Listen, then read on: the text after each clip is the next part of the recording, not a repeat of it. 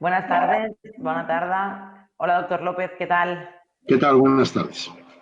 Mientras esperamos a que se conecten el resto de compañeros, les doy la bienvenida al webinar de hoy, que se titula Estudio Nacional de Epidemiología de la Infección por SARS-CoV-2 en España, principales conclusiones e implicaciones epidemiológicas y de salud pública. El objetivo de esta sesión es que el ponente nos explique en qué consiste o en qué ha consistido este estudio, sus objetivos, así como las conclusiones y los resultados que ya tenemos en marcha. Como en el resto de sesiones, la ponencia tendrá una duración de unos 40 minutos. Durante la ponencia podéis ir enviando las preguntas y al final de ella las trasladaré al ponente y daremos respuesta. Hecha la introducción, paso a presentar a nuestro ponente de hoy, el doctor López Acuña. Es licenciado en Medicina, maestro y doctor de Salud Pública, exdirector de Acción Sanitaria en Crisis de la Organización Mundial de la Salud. Actualmente es profesor adjunto de la Escuela Andaluza de Salud Pública de Granada y profesor de la Universidad Camilo José Cela. Así que, sin más, doctor, cuando quiera. Muy bien, muchas gracias. Y agradezco a Fidefarma por la invitación a este seminario. Y gracias a todas las personas que están participando por conectarse con esta sesión. Voy a inmediatamente proyectar una presentación y como se señalaba anteriormente, vamos a estar hablando del estudio llamado N-COVID-19, que son las siglas con las que se conoce el Estudio Nacional de Cero Epidemiología de la infección por el virus, el coronavirus llamado SARS-CoV-2, y es este estudio realizado en España, del cual se tiene ya el informe, los resultados de la primera ronda, y en los próximos días, mañana o pasado mañana, se darán a conocer los resultados de la segunda ronda. No los tenemos todavía, pero estaré haciendo referencia en todo momento a la primera fase de la realización de este estudio. Bien, a modo de introducción, quisiera yo detenerme en qué es este estudio y después pasar a algunas reflexiones previas a discutir el detalle metodológico y los resultados del estudio. Bueno, el Estudio Nacional Epidemiológico de la Infección por SARS-CoV-2 ha sido diseñado por el Ministerio de Sanidad y el Instituto de Salud Carlos III del Ministerio de Ciencia, con la colaboración de todos los gobiernos de las comunidades autónomas, del Consejo Interterritorial y del ámbito sanitario de todas las comunidades autónomas. Es un esfuerzo conjunto conducido por el Instituto Carlos III y en estrecha colaboración con el Ministerio de Sanidad, pero que ha implicado la coparticipación de todos los gobiernos autonómicos. El 13 de mayo se publicó el primer informe, el informe correspondiente a la primera ronda o primera fase, que es lo que voy a resumir a continuación. Es importante entender que este estudio busca, y ha buscado y seguirá buscando en las siguientes rondas, estimar el porcentaje de la población española que desarrolló anticuerpos frente al nuevo coronavirus, el SARS-CoV-2. Esto es lo que es un estudio de cero prevalencia. Es una fotografía de quién ha estado infectado por el virus, que puede implicar tanto quien está infectado en este momento como quien ha estado y ya pasó la enfermedad o la infección, haya sido sintomática o asintomática. Esto es muy importante entenderlo para entender las dimensiones del estudio. El diseño de este estudio está inspirado en las recomendaciones que hizo la Organización Mundial de la Salud para estudios similares de cero prevalencia frente a este nuevo virus al que estamos enfrentándonos. Y en esta presentación lo que yo haré es tratar de abordar los objetivos del estudio, la metodología del estudio, los agentes sanitarios implicados, pero también vamos a revisar, incluso antes de entrar en materia del estudio, algunas consideraciones importantes sobre lo que es y lo que no es una encuesta cero epidemiológica y lo que significa en estos momentos el desarrollo de las pruebas diagnósticas o de los tests para entender qué es lo que se ha puesto en uso y qué significado tiene.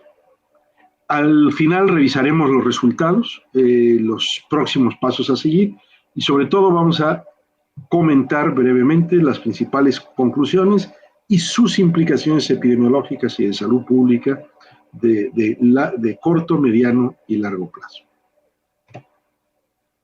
Bueno, paso a la consideración de qué es y qué no es un estudio seroepidemiológico poblacional. A medida que vamos contando con pruebas serológicas rápidas que están disponibles en amplia medida, es factible realizar un estudio epidemiológico poblacional que esté bien estratificado, que tenga la suficiente amplitud para dar resultados que sean fiables de cómo ha estado la infección en las distintas comunidades autónomas y provincias. Esto, como señalaba anteriormente, permite conocer la prevalencia de la infección por territorios a través de análisis serológicos, de pruebas de anticuerpos en sangre. Y esto nos da elementos para un deshielo gradual, pero no es la clave única, y para estar mejor preparados para el posible repunte que pueda tener la enfermedad en un nuevo ciclo estacional a finales del año, en el otoño e invierno. Entonces, los resultados que da este estudio nos van a permitir definir la proporción de positivos asintomáticos detectados durante el curso de este estudio, y esto también nos hace posible estimar magnitud de riesgos y de recursos necesarios para el próximo otoño.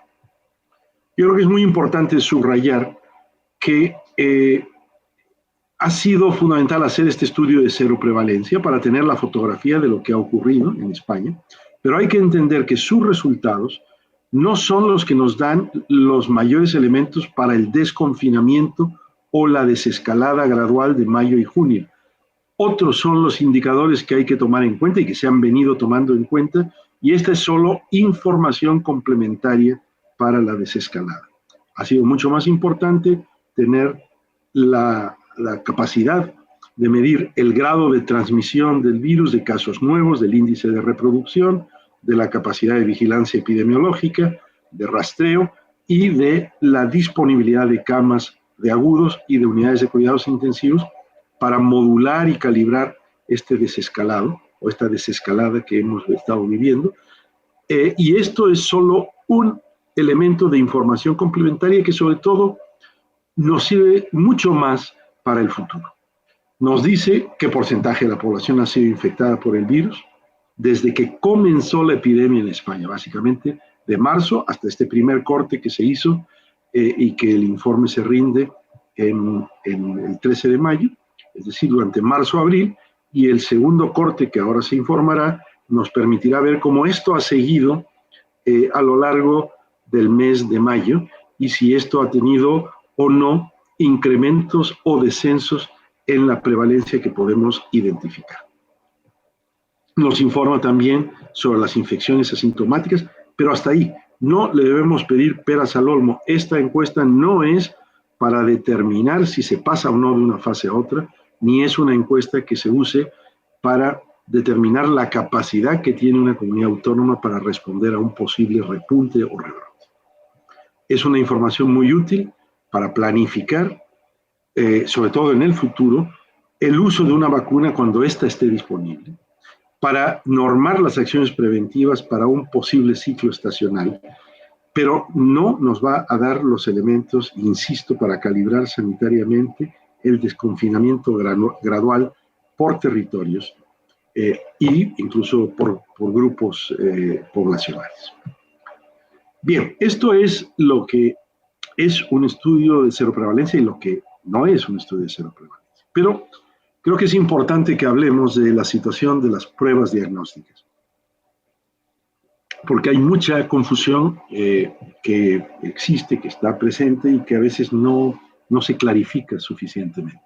Y pienso yo que para los profesionales de la farmacia es muy importante entender esto y poder incluso explicar a los pacientes, a los clientes de las farmacias cuando hacen preguntas, qué significa esto. Bueno, está claro, necesitamos disponer de mejor información epidemiológica para saber quiénes son positivos o negativos y para con esto conocer la incidencia real de la enfermedad en España y la población que aún está virgen, que aún es susceptible de infectarse. Y esto es muy distinto a la lógica que se sigue en la verificación de un diagnóstico clínico individual. Estos test rápidos, serológicos, no son para establecer el diagnóstico clínico individual de confirmación. Esto es muy importante entenderlo. Son test para hacer la investigación poblacional del grado en que la infección ha estado presente. Y esta es una primera noción que yo sí que quisiera que quedase muy clara para entender para qué sirven y para qué no sirven, cuándo se aplican y cuándo no se aplican. Las pruebas rápidas de diagnóstico en sangre, las que se están usando en el curso de esta epidemia, es un análisis inmunocromatográfico para poder detectar cualitativamente anticuerpos IgG e IgM, IgM los anticuerpos de desarrollo más reciente, IgG que tienen una duración más prolongada, frente a la infección por el SARS-CoV-2. Son ciertamente una herramienta de gran utilidad en un momento en donde hay que identificar infectados asintomáticos y posiblemente quienes sin saberlo más están contribuyendo a la diseminación del virus, así como para tener conocimiento de cuál es el grado de inmunización de la población ante el virus. Estas pruebas rápidas son de screening o tamizaje o cribado, es decir, aproximaciones más o menos precisas a la realidad, pero no exactas, que pretenden conocer si una persona está infectada o no, pero no son ni se pueden considerar como absolutamente certeras e irrefutables con relación a este propósito. Entonces, para esto, para saber si la persona está en estos momentos infectada, si transmite o no, hay otras pruebas que no son las serológicas, que no son las pruebas rápidas y que es la prueba de PCR.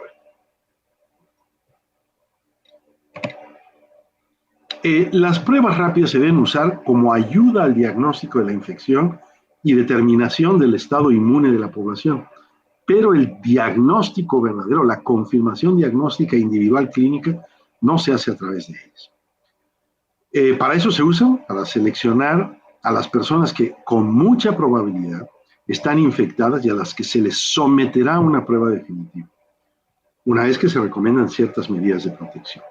Entonces, se pueden y se deben utilizar para conocer con una aproximación alta qué proporción de personas en la comunidad están inmunizadas por haber pasado la infección del COVID, del SARS-CoV-2. A veces hay confusión a este respecto porque hay inconsistencias entre los resultados de estas pruebas rápidas y los que se obtienen con las tomas como referencia que revela la presencia del virus, que es la PCR o reacción en cadena de la polímerasa, que se hace a través de un flotis nasal, de garganta, de vías respiratorias superiores. Las pruebas rápidas, recordemos, son nuevas, no existían antes del mes de enero. Se han desarrollado a partir de entonces sin muchas posibilidades de comprobar adecuadamente su eficacia y se necesita más tiempo y ensayos para ir estudiando mejor lo que las pruebas nos pueden dar. Es importante que sepamos que la probabilidad que tienen de acertar tiene que ser alta para que nos fiemos de los resultados y que no sea únicamente lo que dicen los fabricantes de las pruebas. Y hay al menos dos elementos adicionales que incrementan la incertidumbre sobre los resultados y que nos alejan de saber si nos debe preocupar o no en gran medida su fiabilidad. El primero es que las pruebas que se están tomando como irrefutables, la PCR, es una prueba de naturaleza diferente a la de las pruebas rápidas. La PCR reconoce la presencia del virus mediante detección del RNA viral en secreciones del tracto respiratorio y las pruebas rápidas detectan presencia de anticuerpos IgM e IgG contra diversas proteínas virales en una gota de sangre. Entonces son dos cosas diferentes. Sabemos que la reacción inmunitaria aparece posterior al contagio. Entonces, si tomamos muestras para una y otra simultáneamente, si la infección fue reciente, la PCR puede arrojar resultados positivos de que el virus está ahí en la garganta, en las vías respiratorias, pero la prueba rápida en sangre no.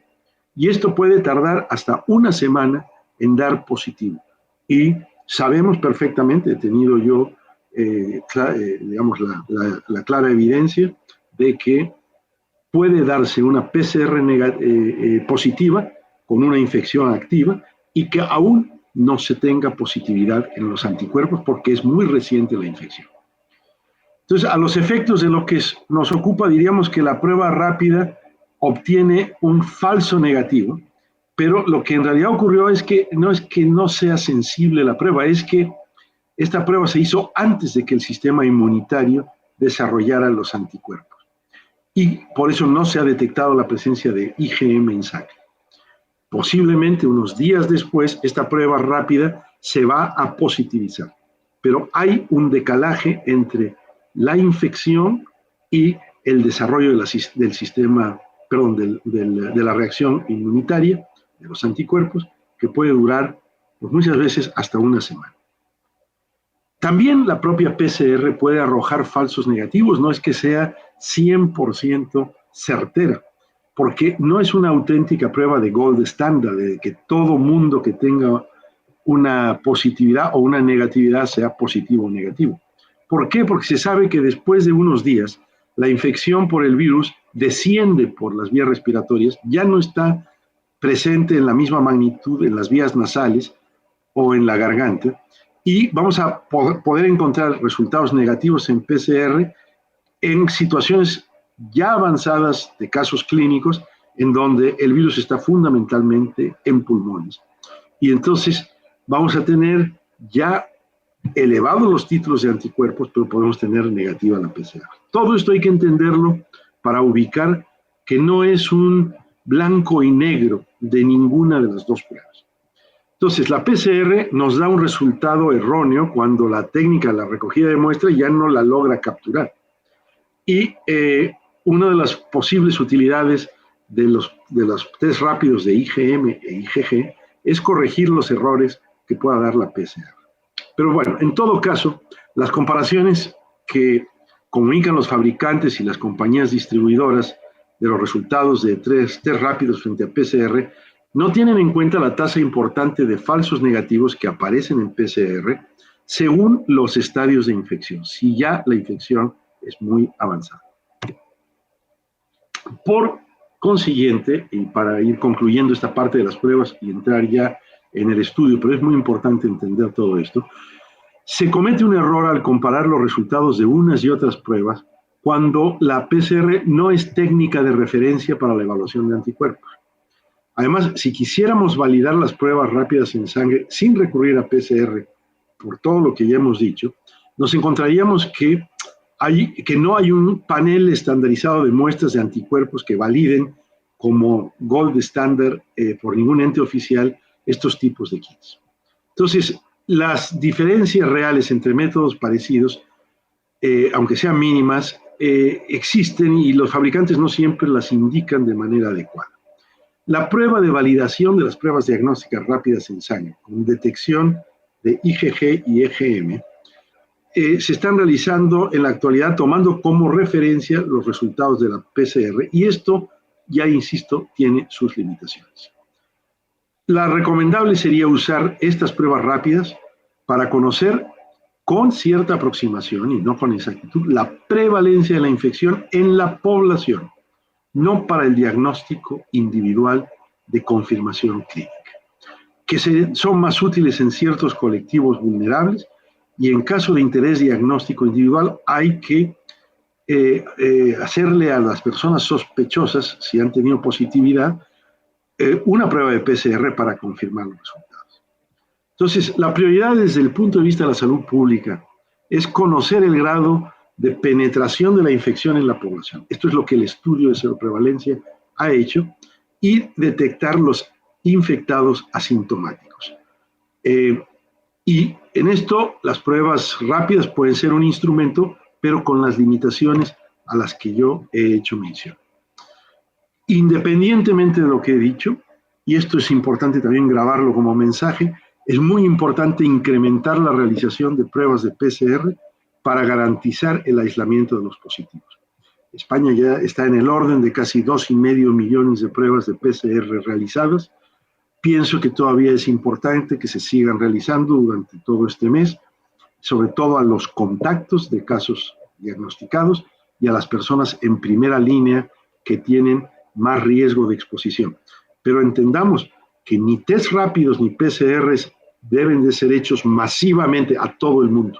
Eso no tiene fundamento epidemiológico, ni es algo que debamos apoyar o fomentar, tal como lo ha señalado recientemente la Sociedad Española de Salud Pública, con relación a estos ejercicios que algunos municipios, como ha sido el caso del de Torrejón de Ardós, han realizado recientemente, en donde en realidad no hay una justificación para hacer estas pruebas en la totalidad de la población. Bueno, en suma, diría yo, las pruebas rápidas nos dicen si la persona está o estuvo expuesto a la infección del virus. No distinguen entre exposición antigua y exposición superada y exposición actual y aún transmisible. Nos permiten hacer encuestas de seroprevalencia y esto es justamente a lo que se ha abocado el estudio, con algunas singularidades que voy a señalar en breve. Nos permiten detectar tempranamente a personas asintomáticas y tratar cuanto antes a positivos que se confirmen, disminuyendo la probabilidad de que hayan de ser ingresados en un hospital si es que hacemos la batería secuenciada entre las pruebas rápidas y la PCR. Por último, con relación a las pruebas diagnósticas, insistamos, de lo que se trata es de que nos ayuden a identificar focos o puntos calientes en el nivel local que convendría monitorizar con especial cuidado y en donde deberíamos de profundizar con una confirmación con PCR. Bien, dicho todo esto, pasemos al estudio efectuado por el Instituto Carlos III. Y hablemos primero de las características y metodología del estudio. Bueno, es un estudio longitudinal seroepidemiológico de base poblacional. ¿Esto qué quiere decir? Un estudio que se hace a lo largo del tiempo, con 3 cortes que habrá, para medir los anticuerpos en sangre, seroepidemiológico, en la población en general, a través de un diseño de muestra. Esto se hace con el objetivo de estimar la prevalencia de la infección mediante la determinación de estos anticuerpos en España, en cada comunidad autónoma, incluso en cada provincia, proporcionando información por edad y sexo, y permite evaluar los cambios de la prevalencia a lo largo de 3 oleadas distintas, separadas en el tiempo, separadas fundamentalmente por un mes de intervalo. Han participado más de 60,000 personas. El informe, que es al que me estoy refiriendo, el 13 de mayo, incluye los resultados obtenidos en la primera oleada, que tuvo lugar en las 2 semanas que fueron comprendidas entre el 27 de abril y el 11 de mayo. Es el resultado, insisto, ya lo dije, de la colaboración de muchos actores sanitarios, del Ministerio de Sanidad, del Carlos III, del sistema de salud de todas las comunidades autónomas y de las ciudades autónomas de Ceuta y Melilla, y además ha habido una colaboración muy estrecha con el Instituto Nacional de Estadística, que ha proporcionado el apoyo para la selección de la muestra de participantes. ¿Cómo se hizo la muestra para este estudio?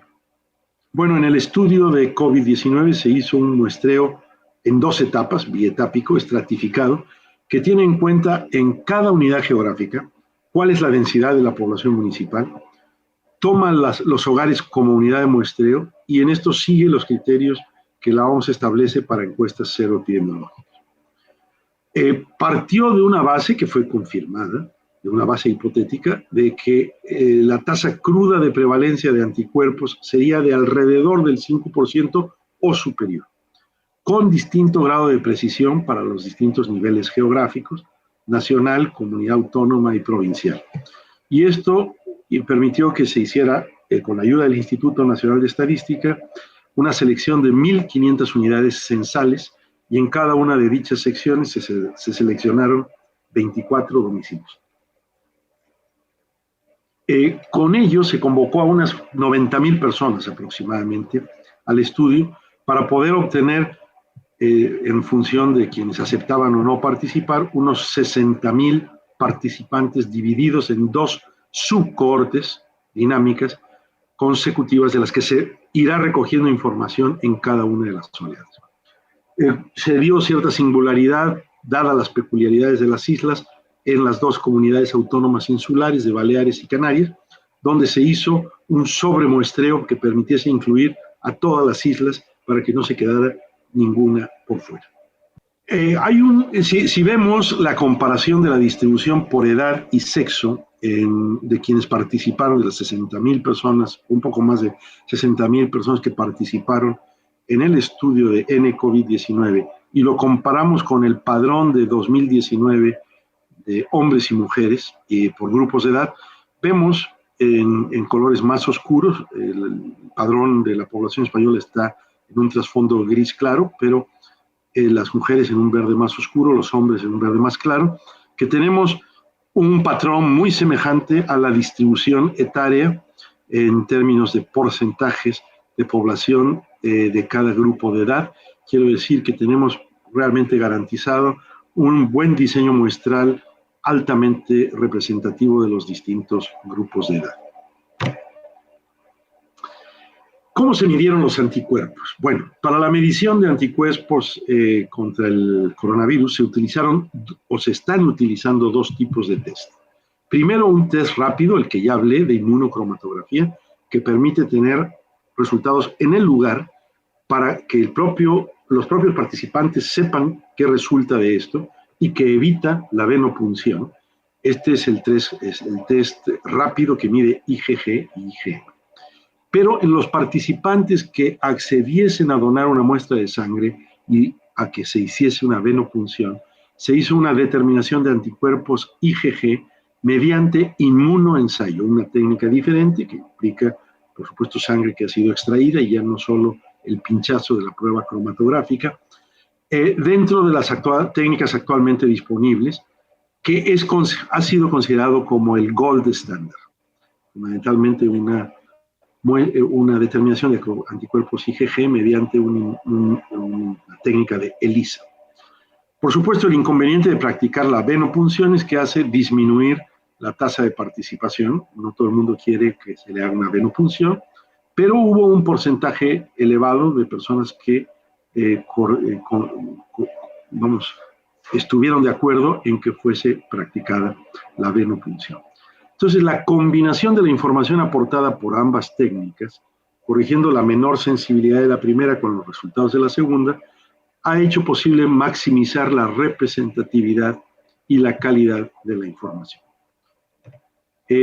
Debo decir también que el estudio incluyó una encuesta epidemiológica con información de antecedentes y factores de riesgo relacionados con COVID-19 a cada persona a la que se le tomó una muestra. Hasta ahora los datos del inmunoensayo son parciales, no están disponibles en todas las comunidades autónomas. Por eso el informe de la primera ronda del estudio se refiere exclusivamente a los test rápidos.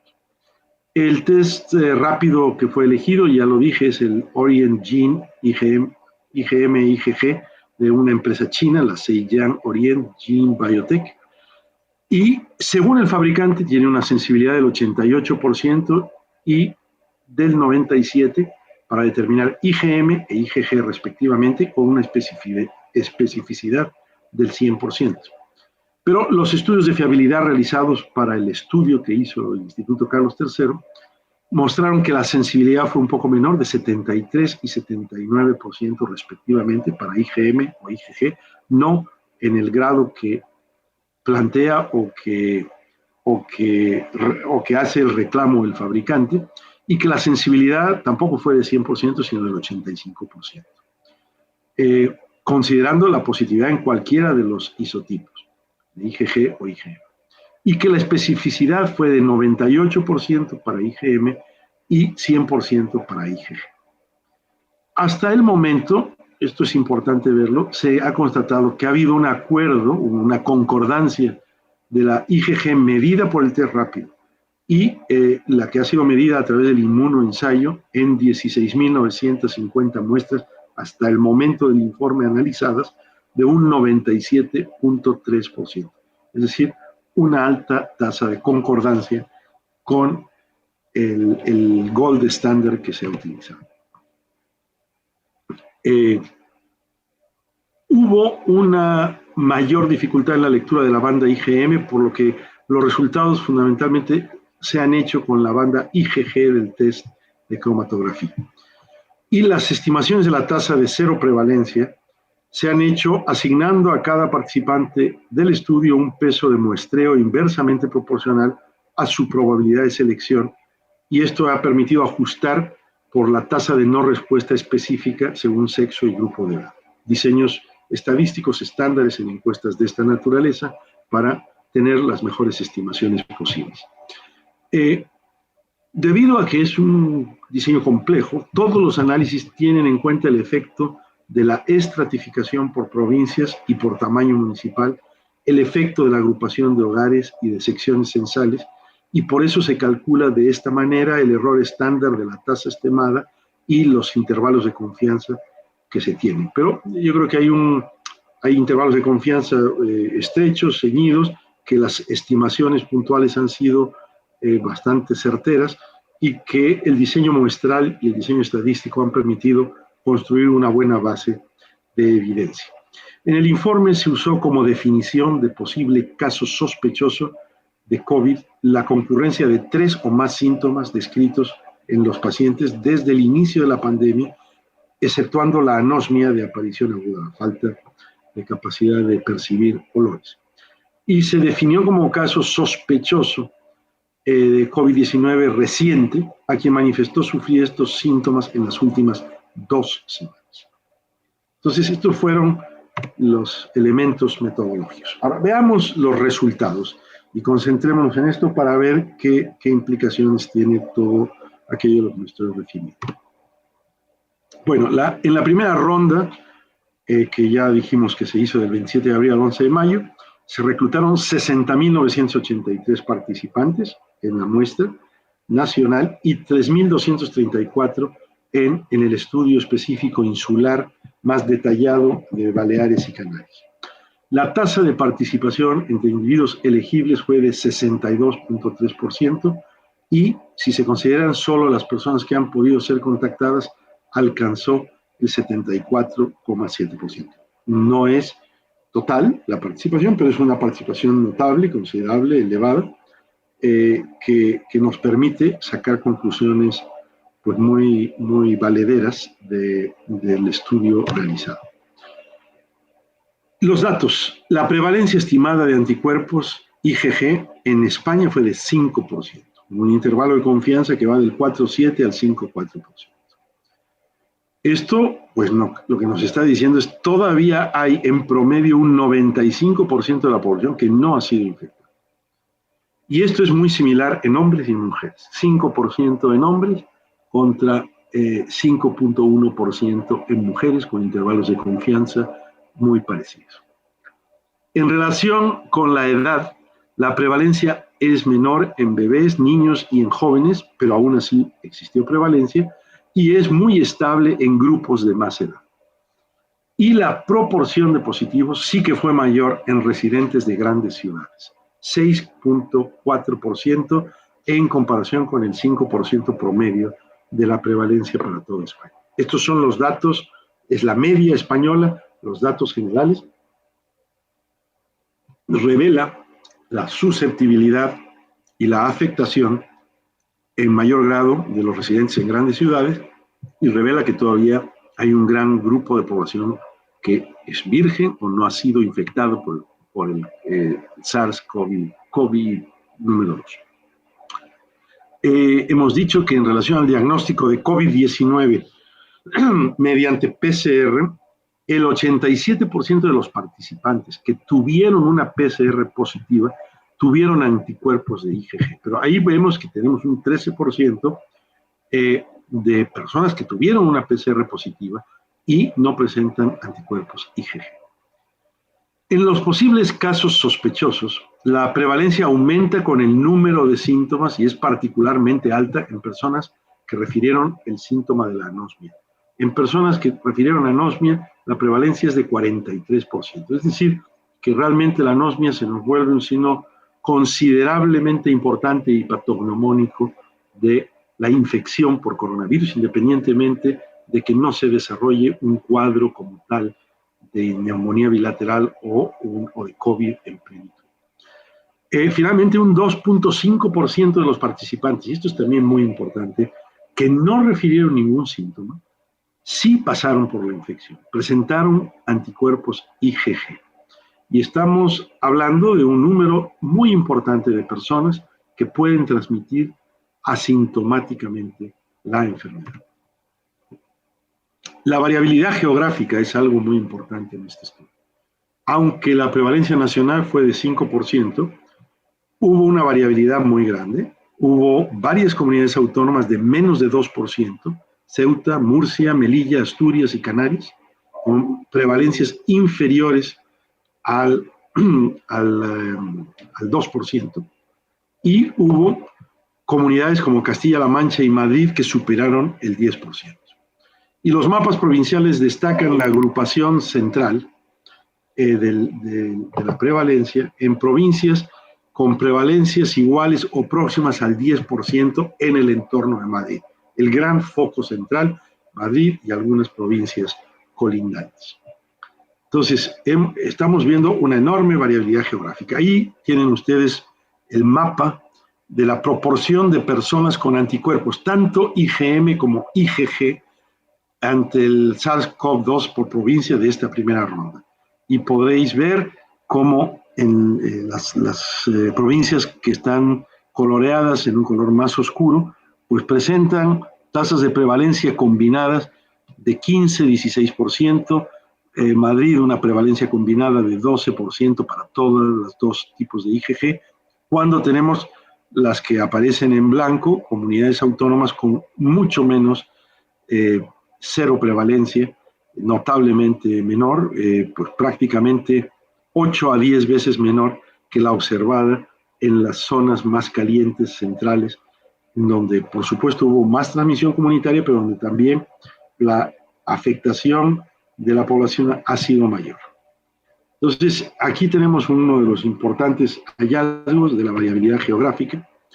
En cuanto a los casos sospechosos, el mapa de posibles casos sospechosos, que son estas personas con 3 o más síntomas o con pérdida súbita del olfato, muestra una agregación central con prevalencias próximas al 20% en esos sospechosos en las distintas provincias, aunque también se valoren o se observen valores igualmente altos en algunas otras provincias.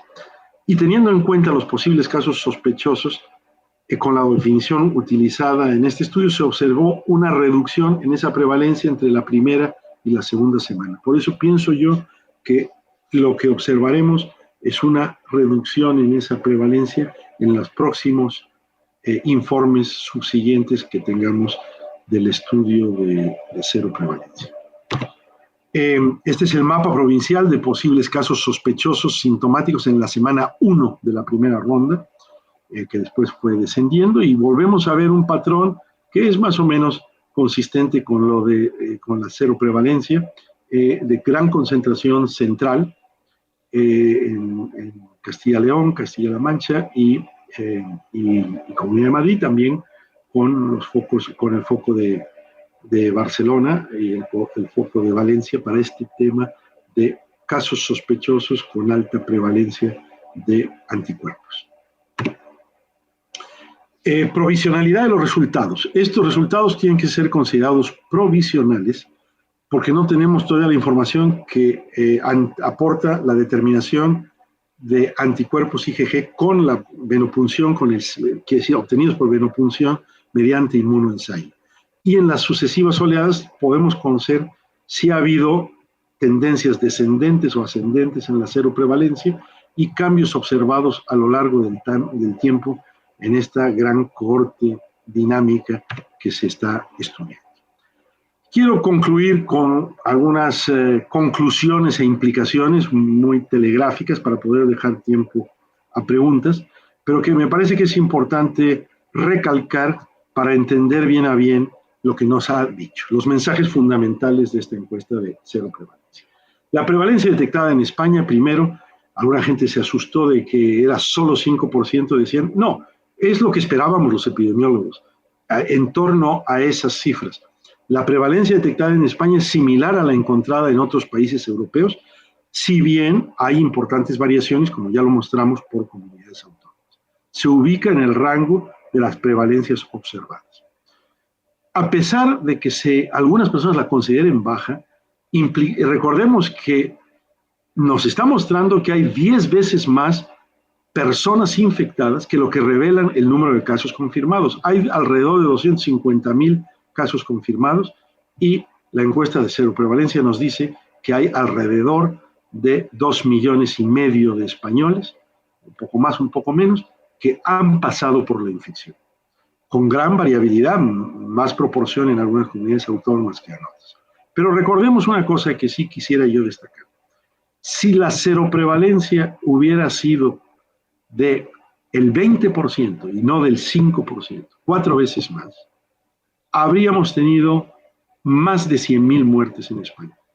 Entonces, por fortuna, las medidas de confinamiento y reducción de la movilidad que abatieron la contagiosidad nos han permitido no tener una saturación de la infraestructura hospitalaria en proporciones que no pudiésemos contender. Lo hubo puntualmente en algunas comunidades autónomas, pero no en todas, y nos ha permitido reducir el número de muertes que podían haber ocurrido si no hubiésemos hecho confinamiento y si no hubiésemos reducido la movilidad. La población virgen al SARS-CoV en España es todavía muy elevada. Esto también subrayémoslo y que nos sirva para entender que tenemos que tener mucha más precaución, mucha más cautela y mucho más ajuste a las medidas de protección y al distanciamiento físico.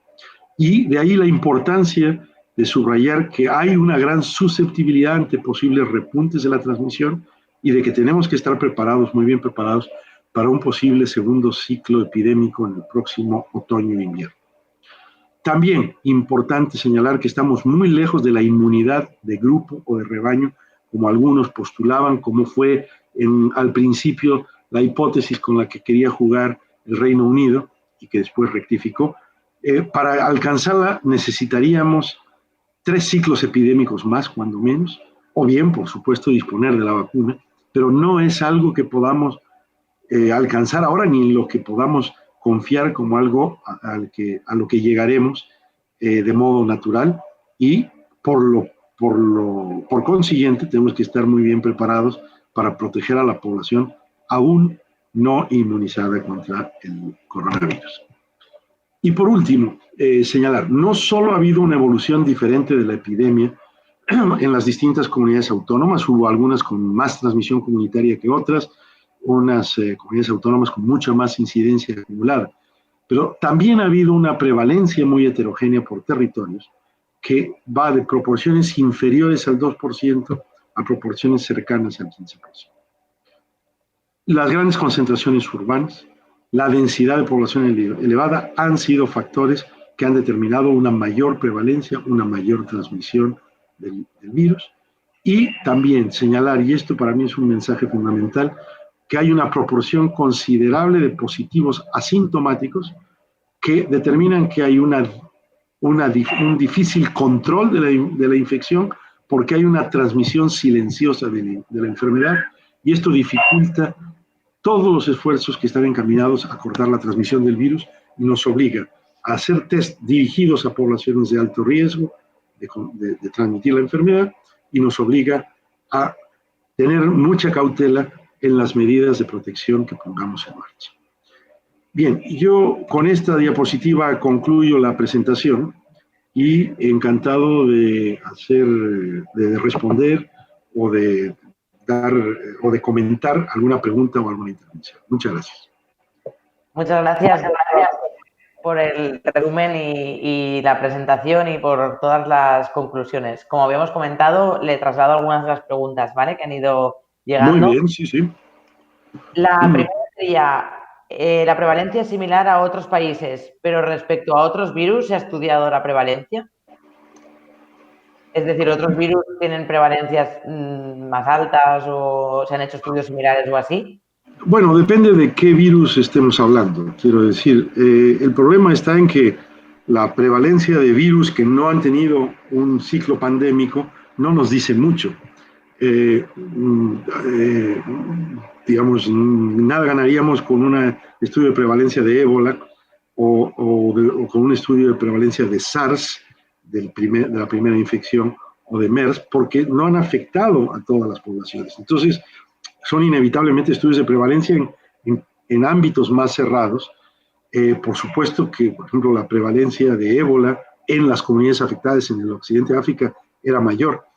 Pero vamos a ver, yo creo que estamos situados en torno a una prevalencia similar al de otros virus de infección respiratoria.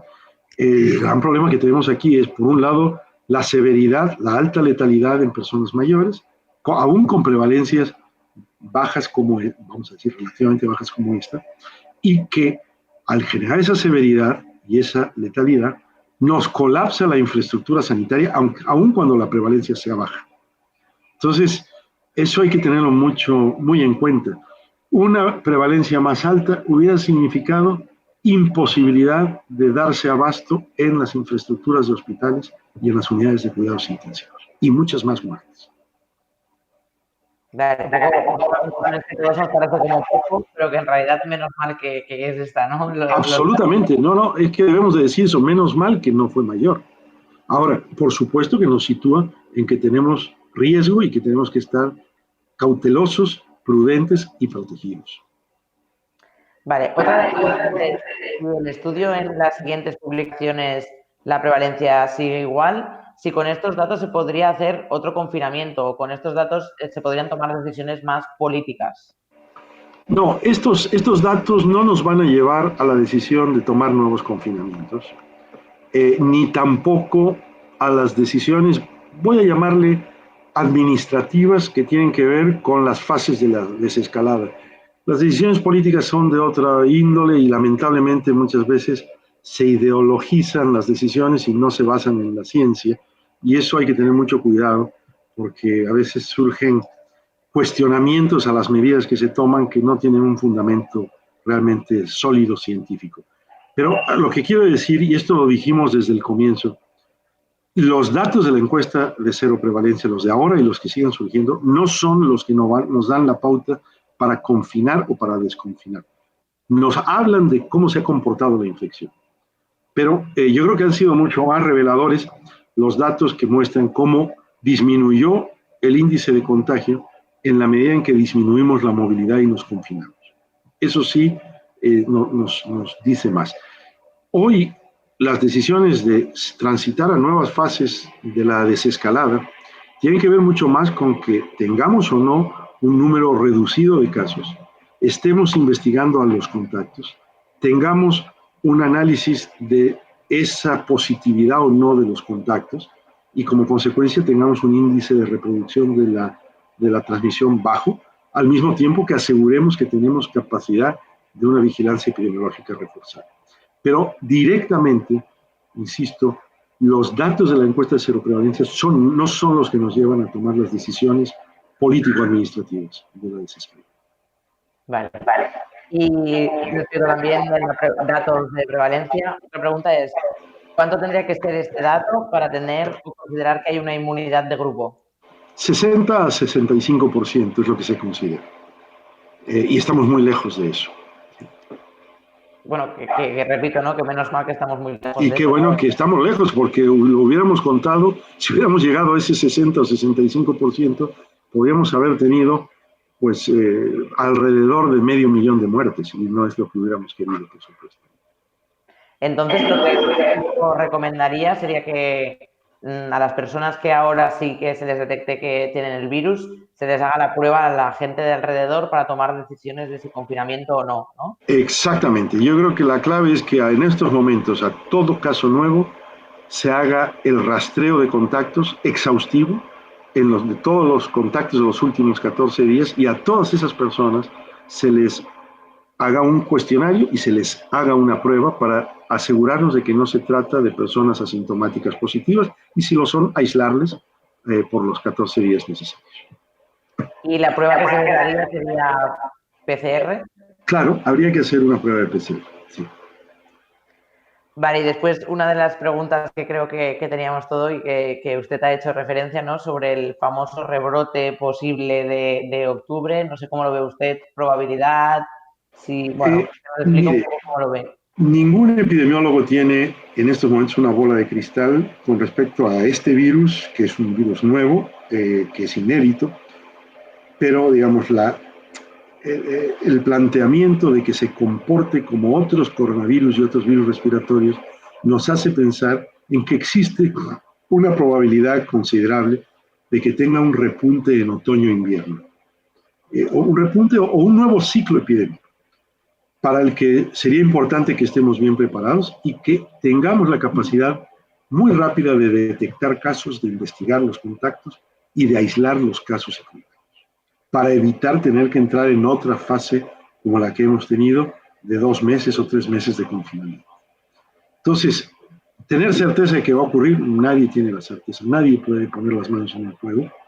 Que se nos presente con anterioridad a esto, bueno, depende, no sabemos bien a bien del todo cómo se comporta el virus desde un punto de vista estacional, qué variabilidad tiene con la oscilación de temperaturas, la exposición al ultravioleta.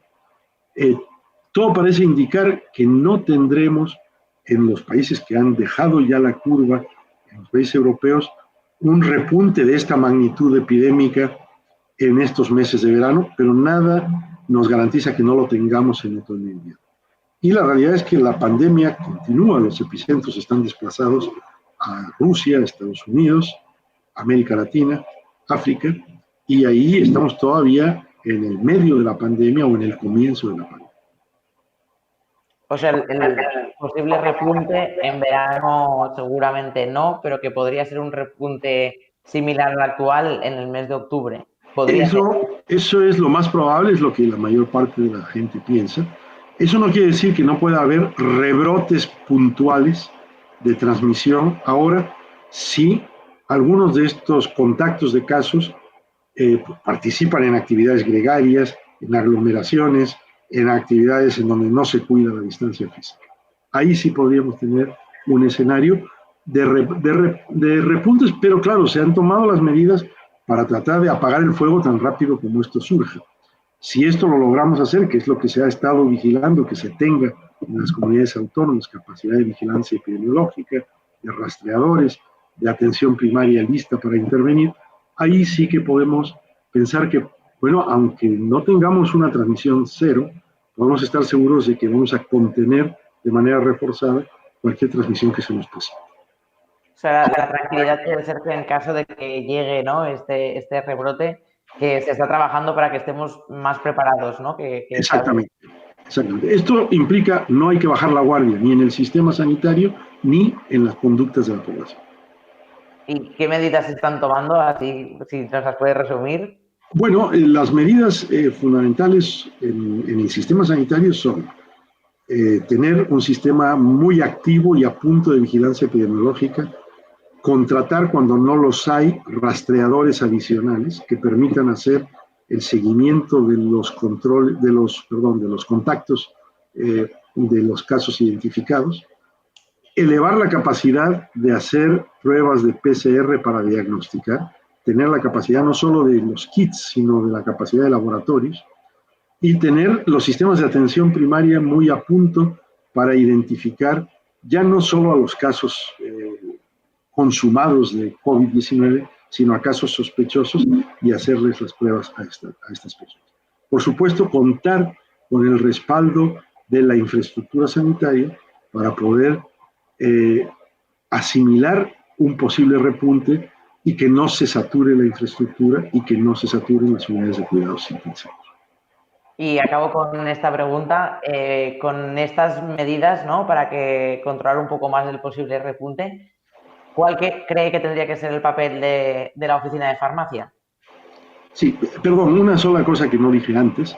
es que además de todas esas medidas hay que tener la responsabilidad ciudadana individual de mantener las distancias, de no hacer corrillos, aglomeraciones, de ajustarse a las reglas, porque esas son las dos claves que tenemos a este respecto, a menos de que queramos volvernos a confinar por un tiempo prolongado. Yo creo que farmacia puede ocupar un papel muy importante en contribuir a todas estas acciones, desde la orientación de la población, para que no se confunda con la idea de los test masivos, para que no piense que un test determinado les va a dar una respuesta a algo que no les va a dar respuesta, para entender cuál es la complejidad de esta situación, para que a la mínima sintomatología se pueda establecer el enlace con la atención primaria. Yo creo que el eje de salud pública, farmacia, atención primaria es muy importante en estos momentos. Yo creo que incluso en algunos casos también el personal de farmacia puede contribuir a la labor de rastreo o de seguimiento de casos, está ocurriendo en algunas comunidades. Y bueno, me parece que la orientación hacia medidas de protección de las personas, hacia el tema de las pruebas diagnósticas y hacia el enlace para la identificación de casos y su seguimiento o el seguimiento de controles, perdón, de contactos, es muy, muy, muy importante. Así que yo, bueno, veo en la labor de los profesionales de farmacia todo un potencial de contribución y por eso me ha dado gusto tener la oportunidad de tener este espacio de diálogo con profesionales de farmacia a través de Fidefar. Pues con esta pregunta acabamos y antes de despedir al doctor, os recuerdo que el webinar estará colgado en esta plataforma por si habéis llegado un pelín tarde y que después también estará colgado en el campus de Fedefarma junto a otras formaciones. Y por otro lado, quedan algunos webinars, pero estamos llegando ya al final del ciclo de webinars y tenemos alguna sorpresa preparada para la despedida para todos los socios de Fedefarma, así que estad atentos a nuestros canales de comunicación. Y con esto, doctor López, un placer que nos haya podido explicar y dar su visión. Y muchas gracias por su conclusión final, ¿no? De que creo que tenemos que estar todos alineados y apoyarnos desde la oficina de farmacia y de los farmacéuticos que están en sus farmacias, que creo que pueden hacer un buen papel. Así que esperamos a las próximas conclusiones del estudio. Gracias. Encantado, mucho gusto.